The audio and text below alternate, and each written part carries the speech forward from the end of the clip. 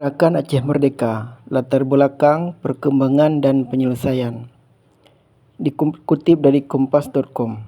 Gerakan Aceh Merdeka atau GAM adalah gerakan separatisme bersenjata yang bertujuan agar Aceh terlepas dari Negara Kesatuan Republik Indonesia. GAM dibentuk pada 4 Desember 1976 dan dipimpin oleh Hassan Ditiro. Akibat adanya perbedaan keinginan antara pemerintah RI dan GAM, konflik yang terjadi sejak 1976 hingga 2005 ini telah menjatuhkan hampir 15,000 jiwa. Organisasi tersebut membubarkan gerakan separatisnya setelah terjadi perjanjian damai 2005 dengan pemerintah Indonesia.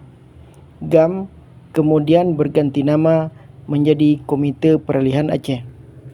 Penyebab konflik yang terjadi di Aceh disebabkan oleh beberapa hal, yaitu perbedaan pendapat tentang hukum Islam, ketidakpuasan atas distribusi sumber daya alam Aceh, dan peningkatan jumlah orang Jawa di Aceh. Dalam konflik tersebut, GAM melalui 3 tahapan, yaitu 1977, 1989, dan 1998. Sebelumnya, pada 4 Desember 1976, pemimpin GAM, Hassan Ditiro, bersama beberapa pengikutnya melayangkan perlawanan terhadap pemerintah RI. Perlawanan tersebut mereka lakukan di Perbukitan Halimun di kawasan Kabupaten Pidi. Sejak saat itu, konflik antara pemerintah RI dengan GAM terus berlangsung. Perkembangan 1977. GAM pertama kali mengibarkan bendera perang dengan melakukan gerilya. Namun, pemerintah pusat berhasil menetralisir kelompok tersebut. GAM mengalami kegagalan dalam perang gerilya 1989. GAM memperbaharui aktivitasnya. GAM didukung oleh Libya dan Iran dengan mengerahkan sekitar 1,000 tentara. Pelatihan yang diberi dari luar negeri ini berarti bahwa tentara GAM sudah jauh lebih tertata dan terlatih dengan baik.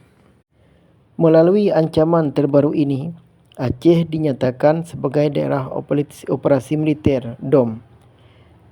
Desa-desa yang diduga menampung para anggota GAM dibakar dan anggota keluarga tersangka diculik dan disiksa. Diyakini terdapat 7,000 pelanggaran hak asasi manusia terjadi selama DOM berlangsung. 1998.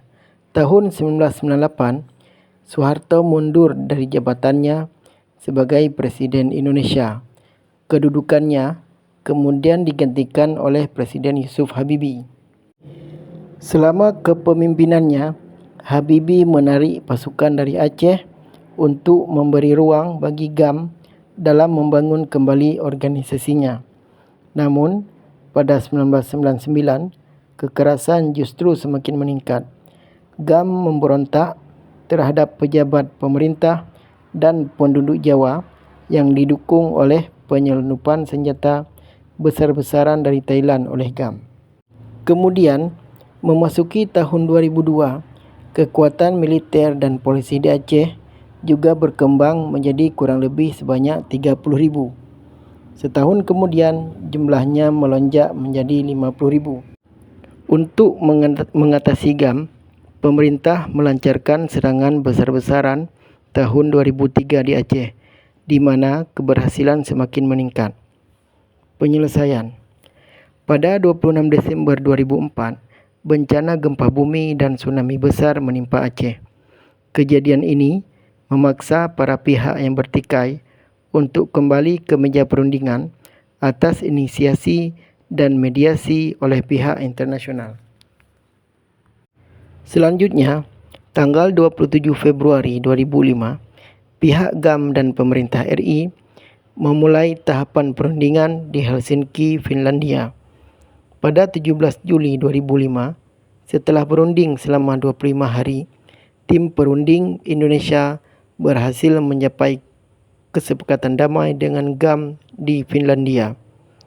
penandatanganan kesepakatan damai dilangsungkan pada 15 Agustus 2005.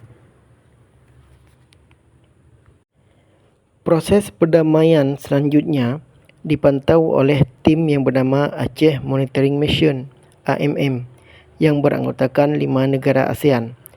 Semua senjata GAM yang berjumlah 840 pucuk diserahkan kepada AMM pada 19 Disember 2005.